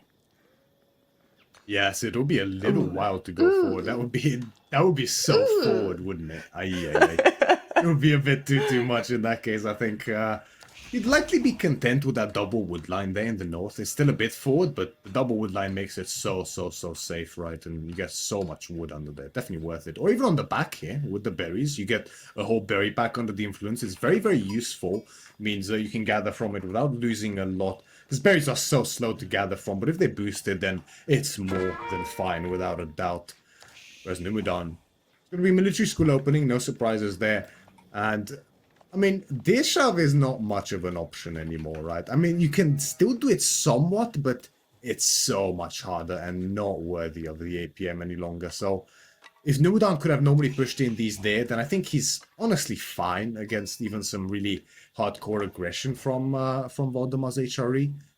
But that might not be the case, and both of his deer packs are relatively accessible for Valdemar if he does opt for that professional scouting. Now, my big question is that going to be enough sheep for him to last? Because that looks like a yellow scout that he's trailing, and unfortunately, that's going to mean that the loot is not going to be looking too hot for Mr. Numudan, and he's not going to get the pump he needs to actually shut down that HRE economy. Now, the Arcane Chapel is being built. I need the placement on that. Ooh, 10 sheep. He is a happy camper. Numudan, on the other hand, hungry boy. Hungry boy. Chapel there, he gets the berries, he gets some solid wood line, but yeah, it's not ideal. It's the best one you could place in the current situation, so it's okay. It's a landmark. It's going to inspire stuff. That's great. It's okay. It's It's okay. HRE. That's what we're gonna say. At the end of the day, it's HRE. You know, if you have an Aachen, that's already a good Aachen. Let's be completely honest here. As long as there's as long as there's a damn wood line under that influence, you are chilling. Really, anything else is a luxury at that point. Frankly, 35% is, I mean, less than 40%. That's for sure. But it's still nothing to scoff at. As Valdemar is going to be a jump with the Aachen Chapel. The only question I have is this Pro Scouts and whether it's going to be coming through. Because without Pro Scouts, I feel like Numudan can hold this just fine, frankly. He just makes archers. His archers are technically better on the defensive, as he will have more attack speed or more ranged armor. Of course, he's going to have the Sipahi, which in a defensive position, as we see the dare push attempt.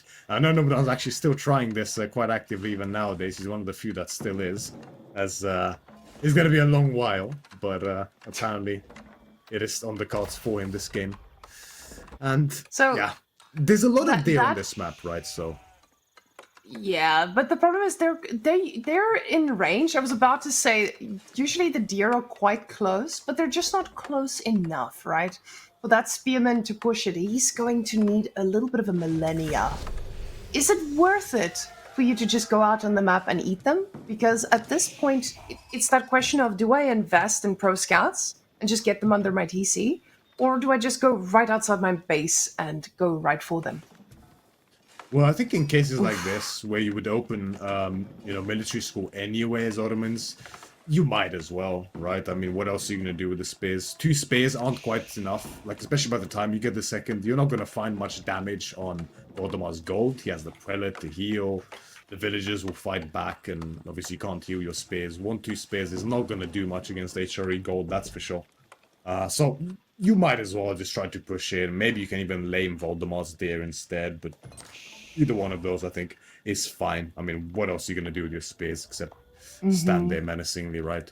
And it is going to be Pro Scouts here for Valdemar. I think definitely the correct choice. You really want to get all this day in back juicily here under the TC. Now, the problem is that may give Numudan the space needed to go for that castle age behind this, which might mean that he's able to defend against an all-in here from Valdemar, which is starting to be his preferred style of play, as we're starting to find out nowadays. Well, actually, stable. Hello? Myriad, did we expect that against Ottomans with a lot of spears and now Sipahi on the way? Stable feels like quite a... Yeah, oh, yeah, wait, it's for no, the Stable scouts, is just right? for scouts. Yeah. It's just for I was wondering scouts. why I he was didn't about to finish say... it. Yeah. Yeah. No, getting the scouts out, great, but now the spears are not ready to actually do something about the deer on the map. So the Pro Scouts are going to have pretty much a field day on those aggressive deer themselves. Oh, Yeah, guys, the yoink is in session. Yeah, it has begun. And Numudan, credit where credit's due, he got 3 of those day in, right? It's not crazy, and it took a lot of effort to do that, but he did get 3 of them in, right? So that's pretty okay. That's okay. So that's going to be a little bit of an extension for food for him. Meanwhile, Valdemar sitting on a juicy 18 sheep total, 2 of which are carcasses, and Numudan is... yeah, that's gonna be a struggle for sure. We do have twin minaret medres at least behind this, so that's gonna offset food shortages at least somewhat. But that does mean that there will in turn be gold shortages later on instead, as this gold mine, this initial save gold mine, I mean, it's already running low. There's only 1,600 in there, Mareka, so between upgrades and castle age, you have virtually nothing left for units. And he knows this. I think that's exactly Valdemar recognizes this is the weakness. This is where he is going to get punished. And he makes a tower on that gold already. A pretty smart move, because we've seen what happens if you just get denied, and this is now stopping that denial, especially with the Sipahi coming up next. He knows that that tower is not going to be a lot harder to put up later on. Yeah, precisely right. So getting that up ASAP is nice and handy here for Valdemar. Although not really needed at this point in time yet. If he wants to be aggressive, he definitely should opt to do so ASAP, as the age up is getting dangerously close here for Numudan. Now, it will lead to a very weak point with that gold running out. Numudan will not be able to make a lot of troops in this position to leverage that castle timing, realistically speaking, unless he's able to secure that secondary gold towards the south. uh, yeah, towards the southeast, I should say, as Valdemar is now moving towards the deer on Numudan side of the map. The ones in the corner, there's always a 5-pack that spawns in either corner. Either corner belongs to one side. This is Numudan's corner here, closer to him than to Valdemar. So, taking in these deer is really where the bounty lies for this Pro Scout, as this is what's really going to push you beyond that initial 14. If you take all of these, then you have, along with your side deer, then you have 20 deer to work with, and that's really what you want. And getting that amount of deer is definitely going to help against those free military schools that are currently pumping out units just to disrupt your day. Those yellow dots are very aggressive, and Baltimore realizes he doesn't want that economy to just do its thing. With that Castle Age coming on in, he probably wants to land an attack before it can actually do work. And with the amount of production he has, it's looking like he can do so. Now, last game, he was not able to do the damage he needed. So this time, let's see if he's learned from that and if he can actually find a space for this. Because even from this side that he's planning to attack from, it's not looking like there's a lot he can shut down. Yes, he could get that wood line. Villagers are just going to move to the other side. And on the back side, he's going to have to, walk around, which does not seem to be on the cards for him just yet. Now with the age up coming on in, he's going to feel that it is time for him. No, actually, he feels the opposite. He's going castle. Yes. I think Valdemar is falling victim to a bit of a classic blunder that happens at, I would say, every single level of play unanimously, with some occurrence in Age of Empires 4, which is the classic half and half. We're having some investment into units here in Valdemar, enough to have a decent military presence, but not enough to actually, cause real damage on the other side of the map. Meanwhile, we have a castle age timing, but not a fast enough one to really leverage the timing to get a lot of relics early on here for Valdemar. So, there's no real damage being done with the army, but no real tempo gain with the castlage timing either. So the result of this, we see that this relic that is getting secured in the center might be going towards the way of Numudan. However, there are good units here from Valdemar, so this might get denied for now. But the units are also still rolling in from Numudan at this point in time. Now, it's a point to keep in mind that we are witnessing Ottomans against HRE here.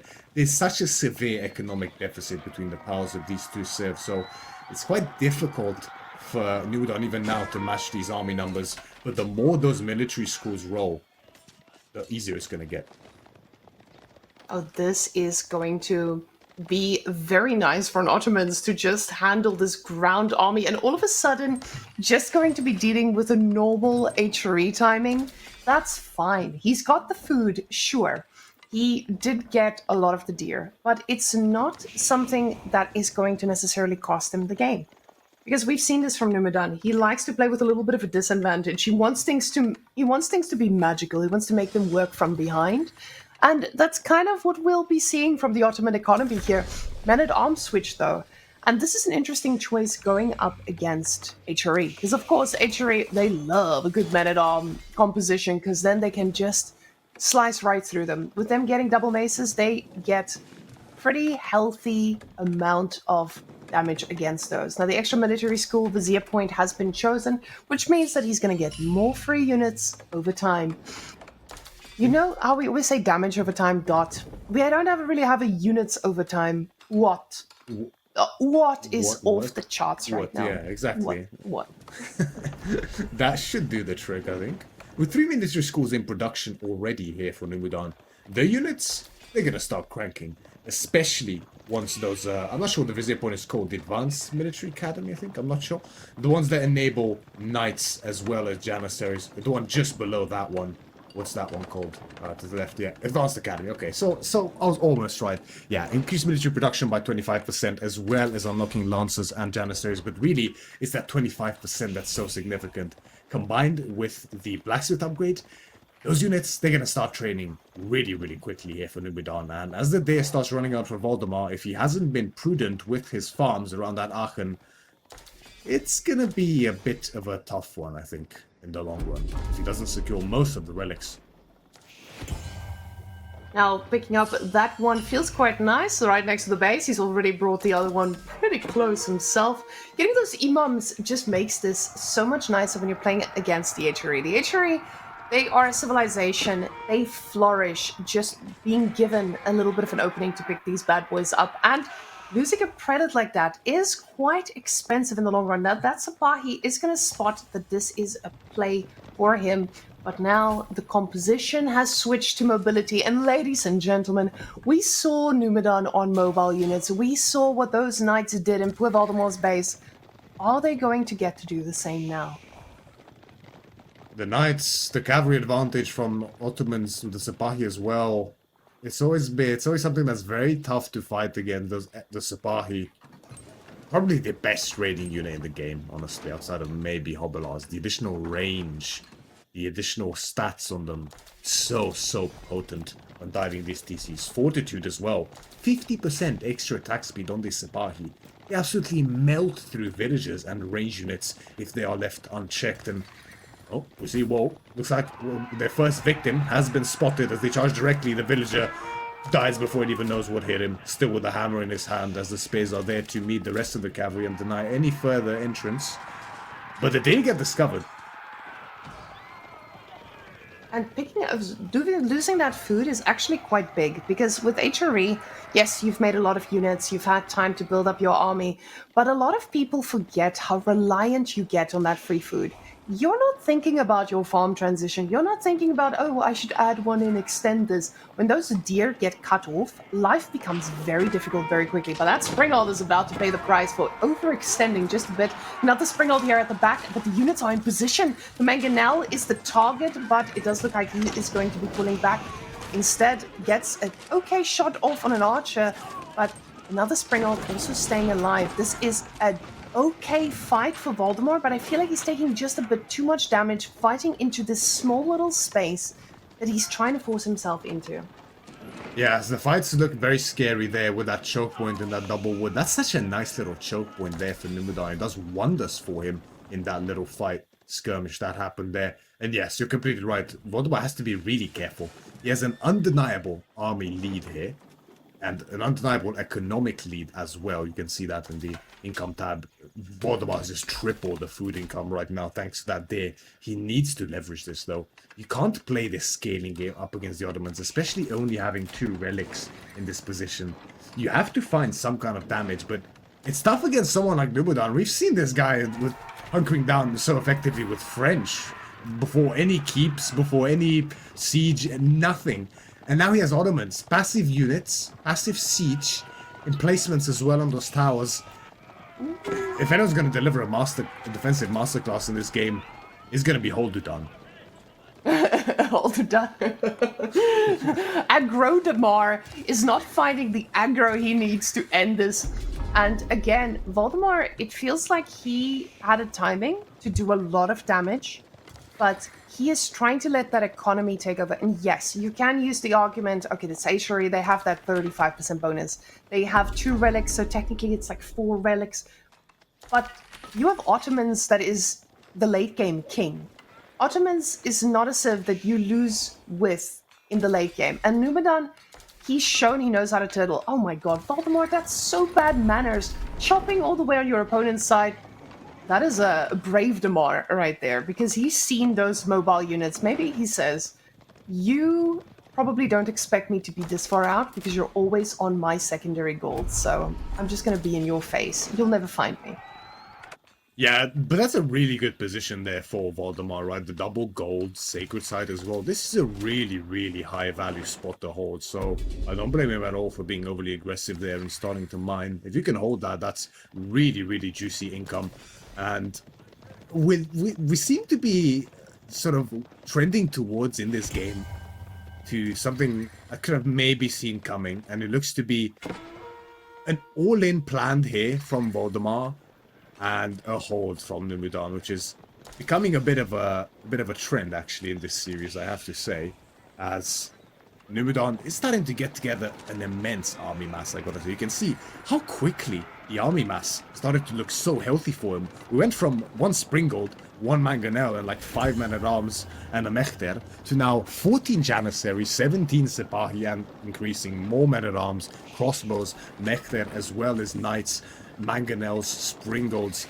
This is a very very wholesome army, right? You have all bases covered here pretty much. And when it comes to a pitched out fight, I think the window for Valdemar is slowly closing here. And this doesn't feel like the HRE we saw in previous seasons where you go for fast or not fast. I always say responsible Imperial. You go for responsible Imperial, you get those extra villagers, and you just overwhelm your opponent in time. Because Ottomans doesn't allow that. Because if Ottoman sees you going Imperial, they just go for Imperial and kind of match your economy with all the free units they keep getting. That HRE tower, though, it's put up a pretty good fight, I must say. I did not expect that much from it. Yeah. But now he's going to be finding the gold, unfortunately. The fortification really effective on those towers, isn't it? Even against such an overwhelming mass. But look at the idle time caused by one Sipahi behind this. That's insanity. And like 20 villagers at least were chasing the Sipahi for a solid 5 seconds there, just not gathering. And now look at this, Mareka. The most painful time here for Valdemar. The farm transition is starting. I don't think he's been quite diligent enough with adding them behind this. And is he on the right side there in the east, on that pocket of deer and berries and boar? Towards the far right side of the map. No. So he didn't opt to go for the board this side either. That's definitely going to sting as well. Probably a good choice against so many Sipahi. It's pretty scary to do. But you can see how the food income is suffering now. Valdemar went from triple Numudan's food income to now being half of his. And those military schools will not stop pumping. The Mehmed Imperial Armory will not stop pumping whatsoever. And the value is also significantly in Numudan's favor at this point in time. These aren't fights that Valdemar can win any longer. Now, Valdemar is starting to, like you said, lose kind of grip on that, and he realizes maybe I can take a fight from the front, but I cannot take it in these little corners that I keep doing. Ooh, but Valdemar picking up some villagers here from the back. Pretty good pickup, but those Janissaries quickly tell a horse that you shall not pass. More villagers. Oh my gosh, is Valdemar drinking some of the Numudan juice here because he's got an aggression in his bones right now? This is looking like a destruction on the Vales. The thing is, he needs a lot of destruction to make it worth it. And he's picking up quite a bit. 4, 5 will go down, but it's not the powerful raid that he needed. Another Springald also paying the price, but these horses, they did not do enough. It was aggressive, but it just didn't have the same impact. Yeah, it just didn't have the same impact, right? He just missed his timing. I touched on it somewhat, right? That half committal, the half committal to the units, and then, you know, as a result of investing in those units, the castlage, which then became the choice, slowed down as a result as well for him. So, you know, Valdemar did not get value from either investment. He didn't deal damage with the units he made, and his castle timing only allowed to get him 2 relics, which is not really enough as HRE. You know, that's the bare minimum as HRE when you go for the Regnits. And the result of that is starting to manifest itself quite drastically as Numudan's economy is looking so healthy. Even Valdemar with his Archon still slightly ahead, but not as ahead as he really should be. And of course, the military schools don't even get counted into this here for Numudan. And, you know, with the Sipahi raids now slowly starting, 27 of them on the field, Valdemar knows with the wars coming up, he knows he has to be so careful about his movements. Now, he still has access to the majority of the gold on the map. That might become a slight struggle here for Numudan shortly. But yeah, if Numudan can pivot to this right side instead, he's still gonna have, I think that's a 4k vein if I'm not mistaken. And that's plenty of gold to work with even into Imperial Age. Now, he has to be careful of the siege ball. The siege ball is protecting that tower like no one's business. Numudan is just slowly edging out of his tower range and going back in. All he needs to do, because you guys see what he's cooking behind this, and Valdemar is nowhere near that. He's going to click that Imperial Age up, and the moment he does, this is when Valdemar needs to attack. And the thing is, I don't think he has the ability to break through this. Those Springalds are just doing everything they need. We now see Mangonels coming out of Valdemar as well, but they're very far. And the problem is when they do get here to the front lines, aren't they just going to die to Sipahis? Exactly right. That's the pressing issue against Ottomans, right? It might actually feel so hard to kill them sometimes, even when theoretically you should be able to, as something with HRE, with Arkham boosted Deer for that matter. I mean, if any save can kill, that is one of them, right? But that wasn't the case this game, right? I mean, it feels like you need Siege a lot of the time to break Ottomans. But the Sepahi, I mean, name a better unit against Siege than Sepahi in this game. I don't think one exists, except other Siege maybe for that matter. But that's cheating, that doesn't count. So, what do you do here as Valdemar, right? You have a Mangonel, 2 now on the field, but I feel like that's a bit too late, and yeah, I mean, that must be dire news for Valdemar in this game as he wastes no time and goes directly forward here towards the gold from Numudan, where you see Janissary guns in queue, elite Janissary tech in queue as well, elite Sepahi coming in for him as well, and frankly, even if it comes to a 4-pitch fight, I think Valdemar loses it because of the sheer strength of Numudan's composition. However, with those Imperial upgrades in, it's gonna be even more one-sided here. And it looks like this is the fight that Valdemar is going to take. He goes on in, he tries to get onto the villagers, but at the same time the Mangonel from behind, it's on to the Springald. I say singular because there's only one it hit. The rest of the Springalds are just deleting everything of Valdemar. And this is the moment Valdemar realizes that Ottoman late game is not something he had signed up for. So now the Sepahis are just going to go right on through, killing all of the siege, and Valdemar should be tapping out any second. There he goes. He realizes, I have had enough. Numudan, Survivor-done, has made it again. And it was, honestly, fantastically done by Numudan again on survival. He's shown us he knows how to, and then just push out at the right moment. So I think a lot of players are just falling into the trap because Numudan is just that defensive, aggressive player you need to be when you want to shine in these events. So he's going to be going up against Beastie next week. And I know these two are practice partners, so no spoilers, but I'm excited for it for next week. Yeah, it should be a very exciting set for sure, as Numudan, I have to say, what an executional display here in this set. The patience to recognize these timings, know exactly when he's behind, when he's on a timer, when he has the lead. So well played throughout this series, I have to say. Really, really well done, and I'm impressed. I feel like this is some of the best Numudan gameplay I've seen in a long time from him. Just flawless execution in most of these games, actually, except for a few hiccups here and there. And this last game especially, when everything seemed to be stacked up against him, which makes sense, right? It's Numudan's map choice. It was Valdemar's map choice, right? He knew exactly what he was cooking. I bet he expected this, the HRE up against Ottomans. It should be a win for HRE, but this happened to me as well. If you just can't seemingly break them in that early Caster Age or that early Feudal Age, they kind of just run away with the game, because Ottoman Imperial Age is honestly probably the best in the game.